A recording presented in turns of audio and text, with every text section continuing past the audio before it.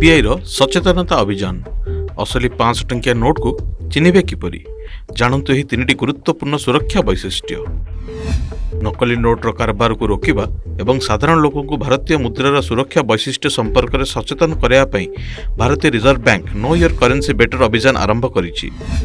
एही अभियान में 500 टंकिया नोट थिबा किछि प्रमुख सुरक्षा वैशिष्ट्य विषय सूचना दिया जाइछि, जहाँ साहाय्य जड़े साधारण व्यक्ति असली और नकली नोट मध्य पार्थक्य जानीपारे।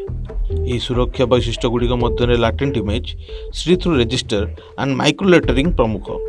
लैटेंट इमेज 500 टंकिया नोट तल बाम पार्श्व डिनोमिनेशियल न्यूमेराल 500 सहित एक लैटेंट इमेज रही।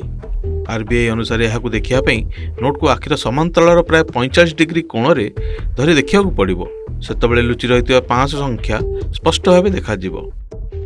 सी थ्रू रजिस्टर 500 नोट तल बाम पार्श्व डिनोमिनेशियल न्यूमेराल 500 सहित एक सी थ्रू रजिस्टर रही। आरबीआई कही नोट को आलोक आड़ को धरिले यही 500 संख्या स्पष्ट भाव देखा।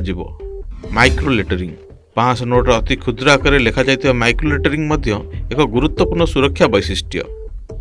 महात्मा गांधी साल फोल्ड पर माइक्रो अक्षर रे भारत एवं इंडिया लिखा जाइछि। महात्मा गांधी चश्मा फ्रेम रे माइक्रो अक्षर रे आरबीआई लिखा जाइछि। नोट रो बाम पार्श्व रे माइक्रो अक्षर रे आरबीआई 500 इंडिया लिखा जाइछि।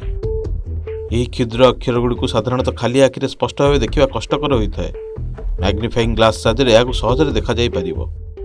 आरबीआई रो परामर्श आरबीआई पक्षर कहुई कौन 500 टंकिया नोट ग्रहण करने पूर्व यह सुरक्षा वैशिष्ट्य गुड़ी जांच करूँ।